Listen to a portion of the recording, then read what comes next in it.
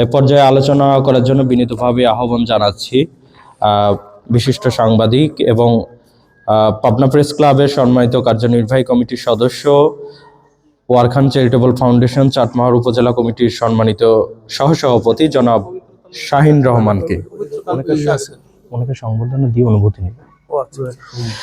এ পর্যায়ে বক্তব্য রাখবেন জনাব শাহিন রহমান, সহসভাপতি চাটমোহর উপজেলা কার্যনির্বাহী পরিষদ।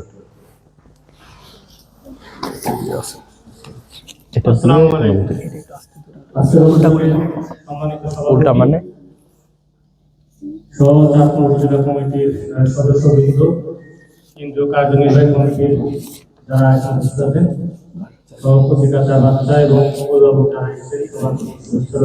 এটা দিয়ে তারপর অনুভূতি। ফাউন্ডেশন কেন কি কারণে গঠন করা হয়েছে ইতিমধ্যে আমাদের সভাপতি মহোদয় বলছেন, আপনারা বুঝতে পেরেছেন। কার্যক্রম শুরু হলো, হয়তো আগামীতে এই বিষয়টি আরো ভালোভাবে বিস্তারিতভাবে আপনারা ধীরে ধীরে বুঝতে পারবেন।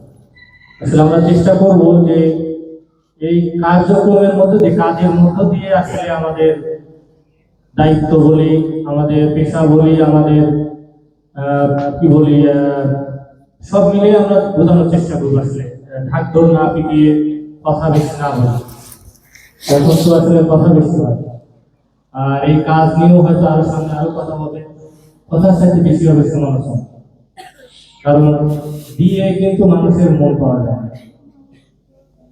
যত দিব ততই না।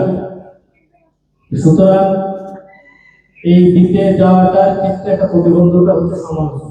আমি এটাকে ইতিবাচক হিসাবে দেখি, সেটি আমি ওয়ালামকে একটু বলে বলছি।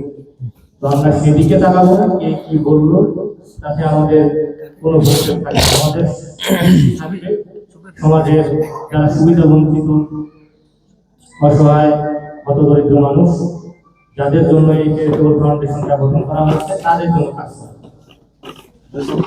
তো এখানে আমাদের সাথে আছেন পবিত্র তালুকদার, তিনি ইতিমধ্যে আমাদের সবার কাছে মানবিক সাংবাদিক হিসাবে কিন্তু সবার কাছে পরিচিত। তিনি চাটমোহরের এই মাথা থেকে ও মাথা ছুটে বেড়ান কিন্তু এই অসহায় মানুষগুলোর মুখে হাসি ফোটানোর জন্য। কার হুইল চেয়ার লাগবে, কার ঘর লাগবে, কার টিউবওয়েল লাগবে, কার ঘরে খাবার নাই, তার কাছে খবর আসলে তিনি চেষ্টা করেন, ছুটে যান, চেষ্টা করেন তাকে সেইভাবে সহযোগিতা করার জন্য। তো তার মাধ্যমেও আমরা অনেক কাজ করতে পারবো, তাকেও আমরা সহযোগিতা করতে পারবো। তার মাধ্যমে আমি মনে করি তার যে কাজের যে প্রেশার, মানুষের যে চাহিদা দিন দিন যেভাবে বাড়ছে, সেই জায়গায় এই চ্যারিটেবল ফাউন্ডেশন তার পাশে থাকবে এবং তার কার্যক্রমকে আরো গতিশীল করবে বলে আমি মনে করি। এবং তার কাছে আমরা এই ফাউন্ডেশন সহযোগিতা চাইব।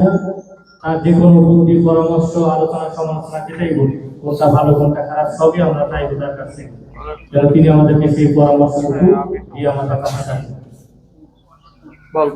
তো বেশি কথা না বলি, যেহেতু অনেক সময় চলে গেছে, আমাদের অনেক কাজ আছে। সবাইকে ভালো থাকবেন এবং আপনারাও এই ফাউন্ডেশন এবং তার চেয়ারম্যান তাদের জন্য দোয়া করুন, যেন এটি আরো সামনে এগিয়ে যায় এবং আপনাদের পাশে থাকতে পারে। ধন্যবাদ সবাইকে।